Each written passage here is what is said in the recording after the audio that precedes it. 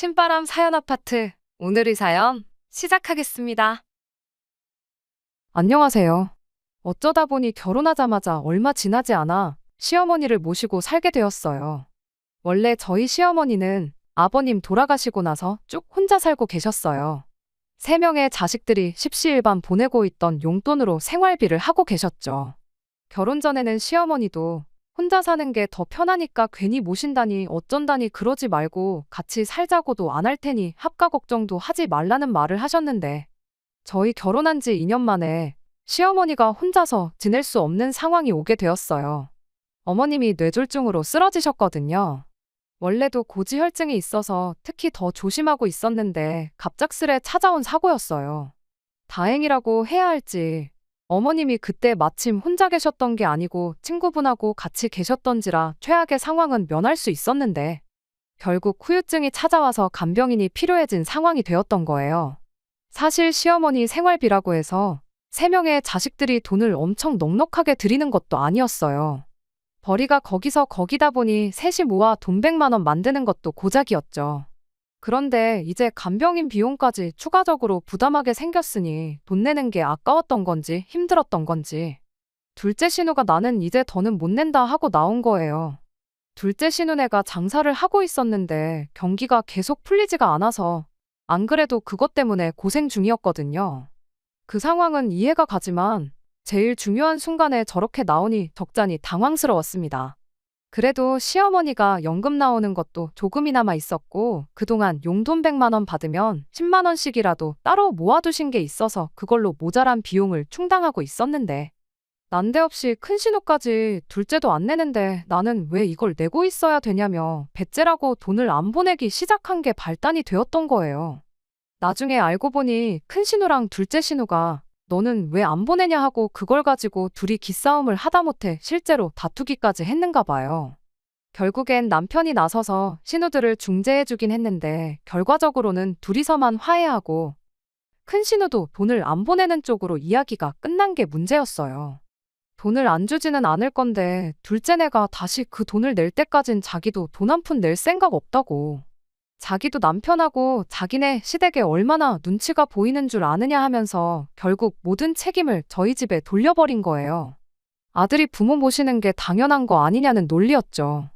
결국 남편 혼자 버는 걸로 시어머니 생활비에 간병비까지 될 수가 없었으니 시어머니를 저희 집에 모시게 되었던 겁니다. 어머님 댁 전세금 빼와서 그걸로 우리 집 생활비도 보태고 간병인을 쓰면 되는 거 아니지 않냐는 취지였지요. 코로나만 끝나면 둘째 누나네 가게가 살아나는 건 시간 문제가 아니겠냐고. 둘째 누나네 형편만 풀리면 큰 누나도 다시 돈을 보내주기로 했으니 그때부터는 어머니 돈으로 간병인만 쓰면 되는 거라나요. 뭐 저보고 회사까지 그만둬가며 시어머니를 봉양하라는 것도 아니고 그렇다고 몸까지 안 좋은 시어머니를 돈 얼마 아깝다고 내칠 수도 없는 노릇 아니겠나요. 게다가 제 위로 오빠가 있는데 저희 오빠가 저희 친정 부모님을 모시고 살고 있거든요.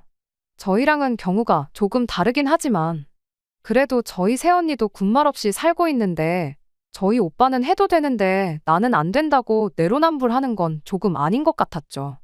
그래서 결국 결혼한 지 2년 만에 시어머니를 저희 집에 모시게 되었어요. 말씀드렸다시피 간병인을 집으로 불렀다 보니 시어머니를 모시고 사는 게 그렇게 힘든 일은 아니었어요. 이렇게 신세를 지는데 내가 몸이 불편해서 집안일도 못 도와준다시며 엄청 미안해하셨죠. 그런데 시어머니를 집에 모시고 또 2달도 안 지나서 문제가 생겼어요. 신우들이 왜 엄마 집 전세금 뺀 돈을 니네들이 다 쓰냐고 들고 일어난 거죠. 어머님이 돌아가시면 그 돈은 형제들이 사이좋게 셋이 나눴을 돈 아니었냐고. 그런데 그 돈을 상의 한마디 없이 다 써버릴 생각이냐고요. 저는 저 인간들이 진짜 자식은 맞나 싶었어요. 그래도 생활비 내드리고 하는 걸 봤을 땐 자식돌이는 하는 인간들인 줄 알았거든요. 어머님이 가지고 온 전세금이 뭐 몇 척하는 거액이었으면 또 몰라요. 전세금 빼고 집안 집기들 다 정리하고 어머님이 따로 모아놓으신 돈이 9천만 원이 전부였거든요. 그거 셋이 나눠봐야 3천만 원밖에 안 되는 돈이잖아요. 한 달에 30만 원씩 드리고 본전 찾아가는 느낌으로 그 돈을 돌려받아 가고 싶은 생각이었을까요? 그걸 남편이나 제가 저희들 입속 태우는데 쓰는 것도 아니고 간병 비용 내는 건데 그걸 가지고 니 거 내 거 따지고 있는 게 어이가 없었죠. 시어머니도 딸 자식들이 그러는 꼴 보이는 게 참담하셨는지 한동안 식사도 제대로 안 하고 그러셨어요. 내가 얼른 죽어야 형제들끼리 우애라도 지키겠구나 하시는데 참 보는 제가 마음이 다 아플 정도였죠. 그 와중에 남편은 누나들한테 말 한마디 똑바로 못하고 남은 돈이라도 받아가라며 그 와중에 남아있는 어머님 돈을 3등분해서 누나들한테 벌써 가져다 줬더라고요. 참 기가 차고 어이가 없었지만 일이 이렇게 된 것 또 무슨 방법이 있었겠나요? 결국 간병비 부담에 제가 다니던 회사를 그만두고 새로운 일자리를 구하게 되었어요. 낮 시간에만 짧게 일하기로 한 거죠. 그러면 낮 동안만 짧게 사람 쓰고 제가 퇴근하고부터 저녁까진 제가 대신 시어머니를 간병할 수 있었으니까요. 어차피 아이가 생긴다면 저는 직장을 그만두고 전업주부를 할 계획이었다 보니 이 결정에 불만이 있거나 한 건 아니었습니다. 남편도 시어머니도 늘 저한테 하루는 고맙다, 하루는 미안하다 번갈아 가면서 말해주기도 했지만 말씀드렸다시피 누구한테 인정받자고 시어머니를 모시는 게 아니었으니까요. 그렇게 시어머니 모시고 살기를 어느덧 3년이라는 시간이 훌쩍 지나가 버렸네요. 말씀드린 대로 저희 오빠네가 친정 부모님을 모시고 살고 있었는데 거기에는 이유가 따로 있었어요. 친정 부모님 집이 2층 집이에요. 사실 모시고 산다기보단 저희 오빠네가 저희 부모님 집에 새들어 산다는 느낌이 더 강했죠. 겸사겸사 조카도 봐주시고 그러기로 했던 거였는데 지난 여름에 비가 엄청 많이 왔잖아요. 그때 물이 넘쳐서 집을 고쳐야 하는 지경에 이르르게 되었던 거죠. 일단 오빠네는 새언니네 친정집에 신세를 지기로 했는데 당장 저희 부모님은 하루라도 빨리 집을 고쳐야겠다고 근처에 방 하나 구해가지고 지내시기로 했어요. 청소에 공사까지 대충 3주 정도 예상한다고 하더라고요. 오빠네가 도와주면 참 좋긴 하겠지만 오빠는 출근해야 하고 새언니는 아이를 봐야 했다 보니 친정 부모님이 엄청 고생하시게 생겼던 거였죠. 그 이야기를 들으니 자식된 입장에서 그게 참 마음에 걸리더라고요. 제가 뭐 공사를 돕거나 그럴 수는 없지만 청소하는 거 정도는 도울 수 있는 거 아니겠어요. 그래서 남편을 밖으로 불러내서 3주만 친정에 다녀오면 안 되냐고 물어봤죠. 그런데 남편은 고민하는 척도 안 하고 대번에 안 된다고 거절을 해왔습니다. 그럴싸한 이유라도 있었다면 제가 말을 않겠어요. 안 되고 하는 이유가 시어머니 간병은 그럼 누가 하냐는 이유였거든요. 제가 뭐 친정 가서 평생 살겠다는 것도 아니고 고작 3주인데 심지어 일하는 데서도 부모님이 고생하시는데 당연히 다녀와야 하는 거 아니겠냐며 제 사정을 봐줬거든요. 그런데 가족이라는 사람이 남보다도 못한 발언을 하고 있으니 어이가 없었죠. 3주만 간병인 불러서 쓰면 되는 거 아니겠냐 했더니 제가 일까지 쉬게 되었으니 그만큼 벌이가 줄어드는 거 모르냐고. 우리 형편에 하루 종일 간병인 부르는 게 말이나 되냐며 끝까지 안 된다고 하는 겁니다. 뉴스 보니까 물넘친 사람들 정부에서 뭐 재난지원금 같은 거 준다고 본 거 같은데 장인 장모님이 그 돈으로 사람 써서 집을 고치면 되는 거 아니겠냐고 오히려 저한테 따져묻더라고요. 돈이 나온 건 맞긴 한데 액수가 그렇게 많은 게 아니에요.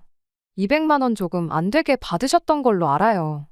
배보다 배꼽이 더 큰 상황이니 직접 집수리하고 청소하고 하시겠다는 건데 무작정 돈으로 해결하라 하니 어이가 없었죠.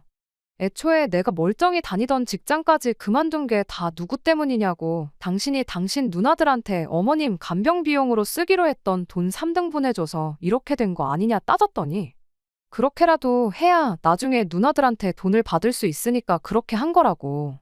다 본전 생각해서 받아낼 자신이 있으니까 그렇게 한 거라는 거랍니다.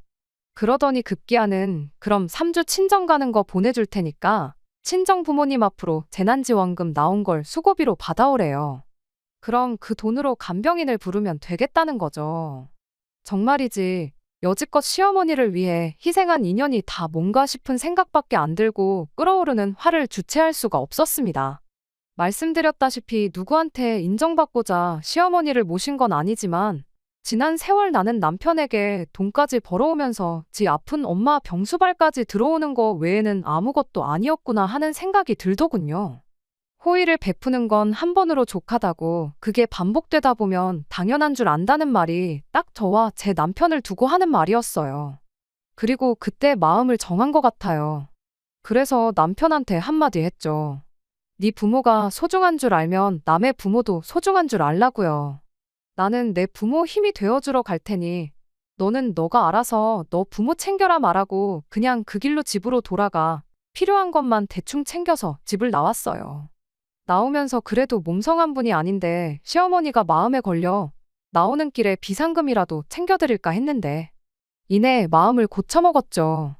이런 오지랖 때문에 신우들이고 남편이고 나를 호구로 알아서 저러는 거 아니겠냐 생각하고 집을 나왔습니다. 다른 사람도 아니고 지들 엄만데 어련히 자식들이 알아서 챙기겠거니 하고 생각했죠. 그렇게 친정부모님한테 도착하니 친정부모님이 새언니랑 한 집에 살고 계시고 있던 것 때문에 그랬나 별말은 하지 않으셨는데 그래도 표정을 보니 많이 후련하신 모습이었습니다. 그렇게 일주일 정도 친정부모님이 얻은 방에서 같이 지내면서 청소하고 고치고 공사하러 오신 분들 식사도 챙겨드리고 그렇게 보냈죠.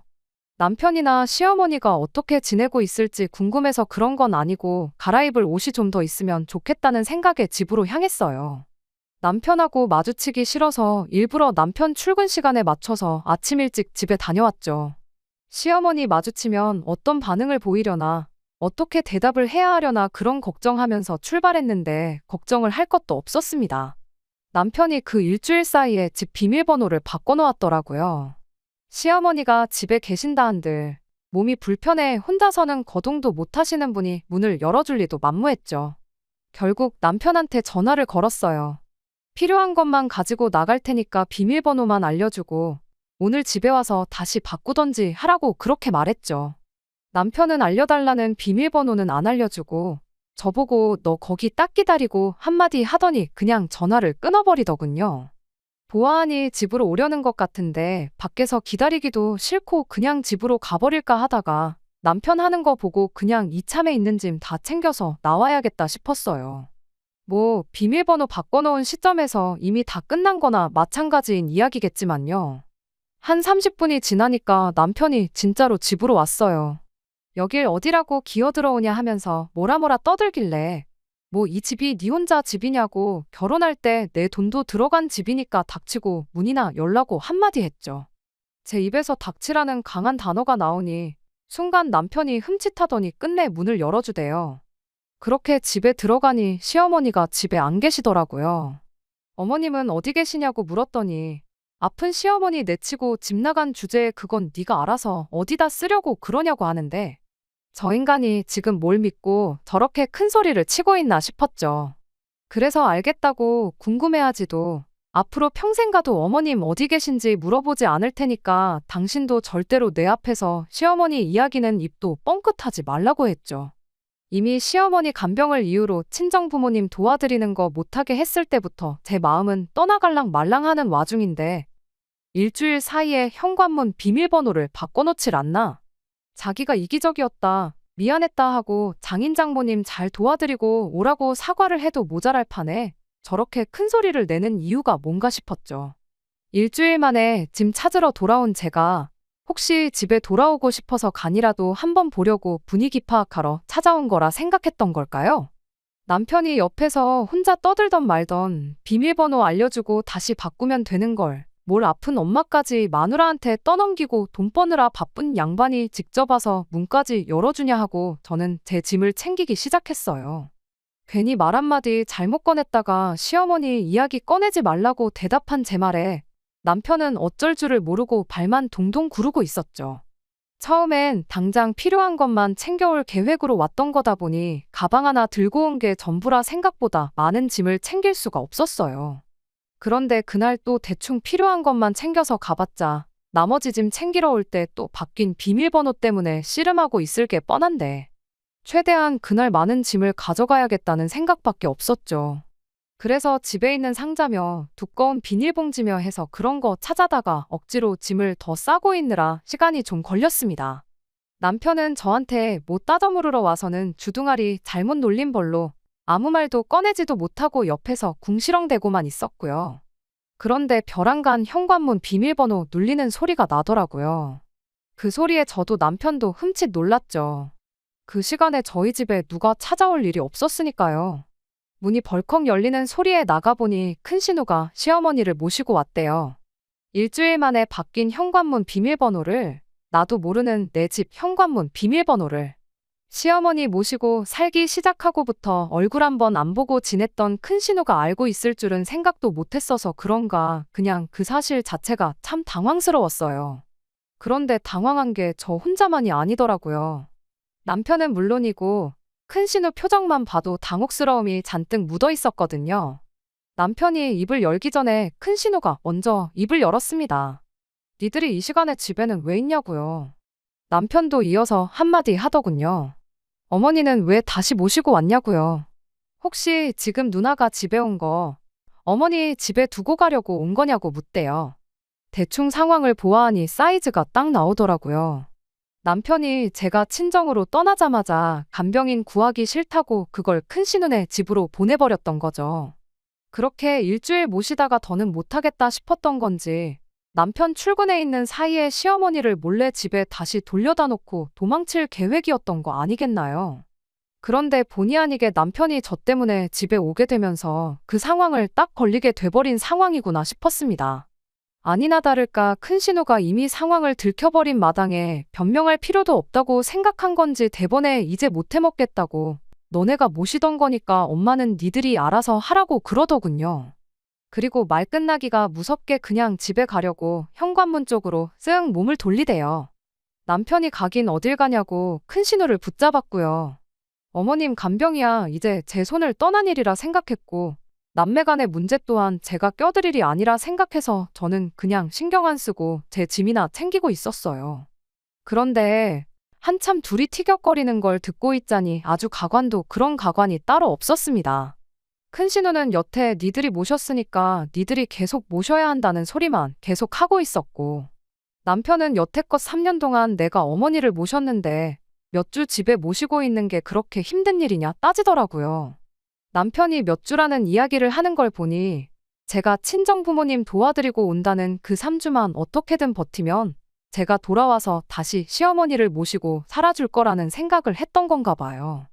그래서 그냥 이참에 확실하게 하는 게 좋을 것 같아서 신경 안 쓰고 있으려다가 저도 중간에 껴들어서 한마디 했습니다. 일단 여기서 이럴 게 아니고 둘째 신우도 같이 해서 이야기하지 않겠냐고 말을 꺼냈죠. 사실 둘째 신우는 없어도 그만인 상황이었지만 신경 쓰지 않으려고 해도 신경을 쓸 수밖에 없는 상황이었어요.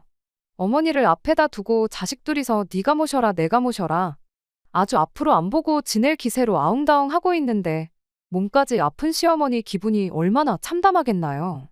저까지 껴들면 모르긴 몰라도 아마 개싸움이 날 것 같은데 그 모습까지는 보여드리면 안 되겠다는 생각이었죠. 뇌졸중이라는 게 재발 위험도 있다는데 자식들 저러는 거 보다가 혈압 올라서 또 쓰러지시면 그것도 큰일이잖아요. 그렇게 제 제안에 따라 집에 간병하는 분 불러서 어머님 맡기고 저희는 저희끼리 해서 둘째 신우네 가게로 향했습니다. 장사가 안 된다더니 한참 점심때라 손님이 북적거려야 할 식당에는 개미새끼 한 마리도 보이지 않았습니다. 둘째 신우는 심해부랑 같이 홀에 나와 앉아서는 넋놓고 둘이 핸드폰 화면만 넘기고 있었어요.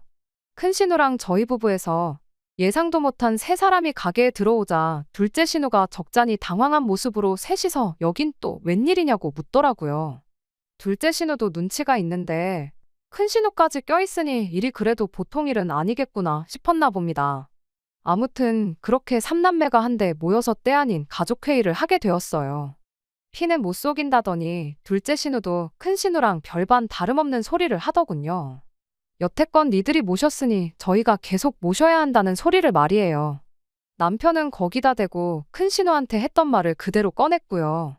내가 3년을 모셨는데 그깟 3주 모시는 게 뭐가 그렇게 싫어서 그러느냐는 남편 말에 제가 남편 말 자르고 한마디 했습니다. 당신이 모시긴 뭘 모셨냐고. 모신 건 내가 3년을 모셨지 당신은 한 게 아무것도 없지 않냐고 말은 똑바로 하라고 했어요. 친정 갈 때 내가 3년 모셨으니 당신이 3주 모시라고 하지 않았냐. 내가 했던 말을 그대로 당신 누나들한테 한 거냐고. 정말 어이가 없다고요. 그런데 그걸 본 신우들이 말 한 번 잘했다고 올케가 다 했지. 네가 한 게 뭐 있냐며 말을 보태더라고요. 제가 남편한테 한마디 한 게 자기들 편을 들어주는 건 줄 알았는가 봐요. 그래서 오해하지 말라고 한마디 해줬죠. 남편이 한 게 없다고 해서 형님들이 어머님을 안 모셔도 된다고 하는 소리 아니라고요. 남편이 틀린 말 한 건 아니지 않냐고. 생판 남이나 마찬가지인 제가 어머님을 3년 모셨는데 고작 일주일 모시고 못하겠다고 이러는 거 솔직히 꼴불견이라고 한마디 했죠. 그랬더니 제 말에 대답은 못하고 너가 왜 남이냐고 남편하고 결혼했으니 우리 집 사람이랍니다. 어머님 전세금 나눠 먹을 땐 지들끼리 셋이서 신나게 나눠놓고 모실 때는 가족이라고 하면 퍽이나 그 소리가 와닿겠다고 자식이 해야 할 도리를 떠넘길 생각 말고 앞으로 어머님 어떻게 모실지나 지금 정하라고 했어요. 두 신우는 입을 모아 지금 이러는 게 그 돈. 너 빼고 우리가 노나 먹었다고 그러는 거냐며 그럼 둘이서 1,000만 원씩 만들어 줄 테니 2천만 원 받고 시어머니를 모시고 살라는 소리를 하더군요. 어이가 없었죠. 제가 이렇게 삼남매 모아놓고 이야기하는 자리를 만든 이유는 내가 지난 3년 얼마나 고생했는지 아느냐 알아달라고 만든 자리 따위가 아니라 앞으로 어머님을 어떻게 모실지 허심탄회하게 한번 세 가족이서 이야기해보고자 만든 자리인데 이 자리에서도 서로 안 모시겠다 떠넘기고만 있으니 제가 친정부모님 도와드리고 집에 돌아온들 수고를 알아주기는커녕 돈 얼마 못 받은 것 때문에 앙심 품고 아픈 시어머니 모시기 싫다고 집 나갔던 며느리 소리 듣고 사는 게 고작이겠구나 싶었어요. 이때 이미 저는 이혼할 결심을 확실히 굳혔죠.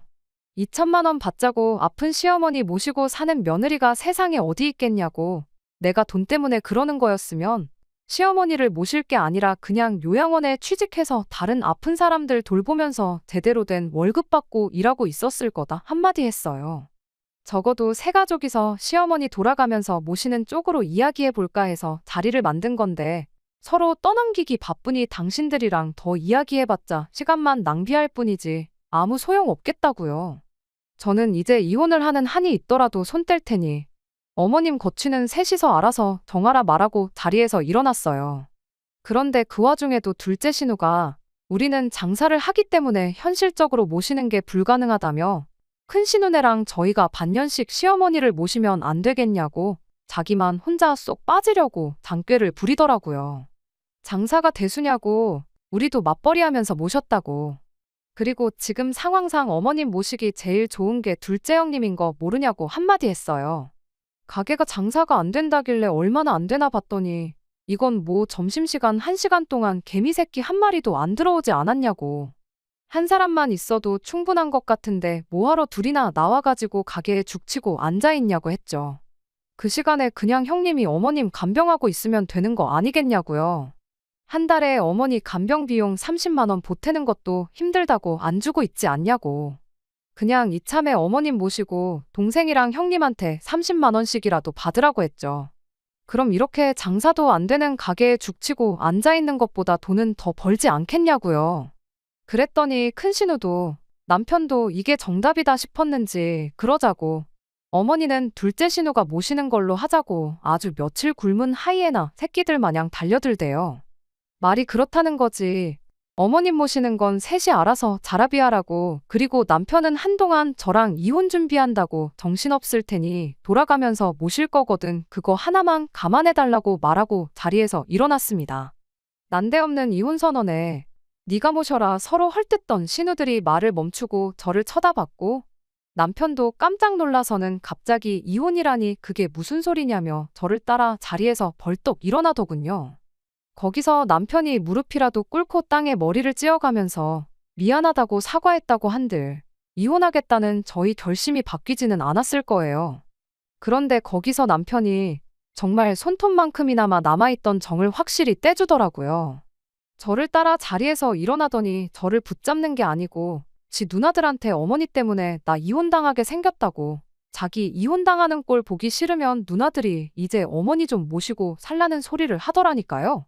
진짜 어떻게 그걸 빌미로 시어머니 모시고 사는 일을 면피를 하려고 하다니. 어떤 면으로는 고맙기도 했죠.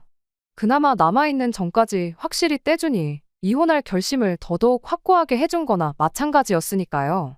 아니나 다를까 그렇게 말하고 짐 싸놓은 거 챙겨서 친정에 돌아왔는데 남편이 전화로 시어머니만 안 모시면 이혼 안 할 거냐고 묻길래 최대한 빨리 이혼 서류 만들어서 가져다 줄 테니 기다리라고 한마디 해주고 전화 끊어버렸어요.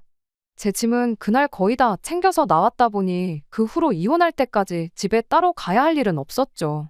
시어머니는 결국 일주일씩 돌아가면서 집에 모시기로 했다는데 그 이야기 들으니 일주일마다 짐이며 이런 거 옮기고 그럴 거 생각하면 어머님한테 못할 짓 아닌가 생각도 들었지만 이 또한 오지랖이다 생각하고 이내 관심을 끊어버렸죠. 결국 남편과는 이혼을 하게 되었어요. 남편이 그날 강하게 나온 데에는 나름 이유가 있었더라고요.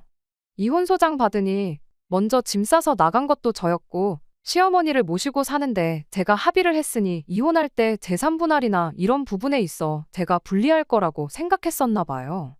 제가 진짜 이혼하자고 나올 줄은 예상을 못했다 보니 그걸 변호사가 아니고 이혼 한번 해봤던 친구한테 대충 어떻겠냐 의견 좀 물어봤던 것 같은데 그걸 이유로 자기가 강하게 나오면 제가 무서워서라도 이혼하자는 말을 못 꺼낼 줄 알았던 건가 봐요. 그런데 시어머니 간병하고 모시고 살면서 간병비 보탠다고 제가 일까지 나갔던 점이랑 이런 게 다 인정을 받아서 오히려 재산 분할을 절반이나 받아올 수 있었어요. 귀책 사유가 남편한테 있었다 보니 위자료까지 받아낼 수 있었죠. 돈 때문에 어머니를 모신 게 아니라고 하지 않았냐고 그럼 이혼할 땐 하더라도 재산 분할은 받아가지 말라는 개소리를 떠들고 있는 남편한테 그러니까 알아서 잘해줄 때 진작에 잘하지 그랬냐 한마디 해주니 3년간 시어머니 모시고 고생하면서 산 만큼은 아니지만 어느 정도 화가 풀리더군요.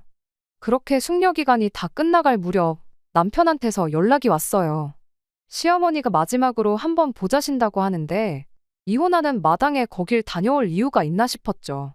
그래도 마지막으로 인사를 드리는 게 도리가 아닌가 싶기도 하고 마침 집에서 제 짐을 덜 챙겨온 게 있어서 겸사겸사 다녀오기로 했어요. 그래도 당신 모시기 싫다고 이혼하기로 결정한 며느리인데 시어머니가 많이 화가 나 있을 줄 알았는데 저한테 그동안 고마웠다고 한마디 해주고 싶어서 부르신 거라시네요. 당신 자식들 중에 제가 했던 거 반만큼이라도 당신 챙긴 자식이 있으면 온갖 억지를 써서라도 이혼하는 거 말렸을 거라고. 그런데 애석하게도 자식들이라고 있는 건 아픈 어미 앞에다 두고 서로 니들끼리 모시라고 떠넘기고 있는 꼴이니 정말 저를 볼 면목이 없다시면서요. 어머님은 요양원에 가기로 결심하셨대요. 일주일씩 번갈아 가면서 짐짝 취급 받는 거보다 그냥 맘 편하게 요양원에서 지내실 생각이랍니다. 자식들이 당신 돈 뜯어간 게 있으니 그 비용은 세 자식들이 똑같이 나눠내기로 했다나 봐요. 모실 사람이 없어지니 그런 부분에 있어서 합의는 빨랐나 봅니다. 아무튼 그렇게 몇 번이고 시어머니한테 고맙다는 이야기 듣고 그냥 마지막이라 생각하고 얼굴 한번 보고 싶어서 부르신 거라 말하곤 저보고 행복하게 살라고 한마디 해주시대요. 그리곤 자식들도 모르는 당신 남은 재산이라며 장롱한 구석에 숨겨놓고 계셨던 폐물들을 저한테 주시는 거예요. 지금 금시세면 못해도 2천만 원은 나올 거라며 가지고 있어봤자 자식 새끼들이 나눠 먹을 텐데 그 꼴은 못 보겠다고 저보고 가져가라시더군요. 제가 돈 때문에 어머님 모셨던 것도 아니고 제가 알기론 요양원 가시면 용돈 같은 것도 필요하실 거라고 제가 돈으로 바꿔올 테니 이 돈은 어머님 비상금 하시라 말하고 거절했어요. 어머님은 끝까지 이러다 나 죽고 돈 남으면 그마저도 자식들 나눠줘야 하지 않냐고 그러긴 싫다고 고집을 부리셨어요. 따지고 보면 당신 때문에 이혼당하는 건데 나한테 위자료 받아가는 거라 생각하라며 그 돈을 기어이 주시는데 그래도 끝까지 그 돈을 받지 않았어요. 그 마음만 받기로 했죠. 말 그대로 시어머니 환심 사서 돈 얼마 받자고 모셨던 것도 아니었고 이혼을 하기로 한 만큼 확실하게 모든 걸 끊어내는 게 맞다고 생각했거든요. 그 돈 받으면 괜히 마음만 무거워져서 찾아가게 되고 그럴까 봐서요. 결국 어머님은 그런 제 마음을 이해해 주셨고 그렇게 완전히 남편과 관련된 모든 것들을 털어놓을 수 있었습니다. 이 이혼이 시어머니 모시자고 했을 때 모시기로 했던 제 잘못이라고 하실 분들이 더 많을 거라 생각해요. 하지만 그때 시어머니를 안 모시겠다고 했다 한들 그 입만 살아서 나불대는 효자들 억지에 결국 이혼하게 되었을 거 아니겠나 싶습니다.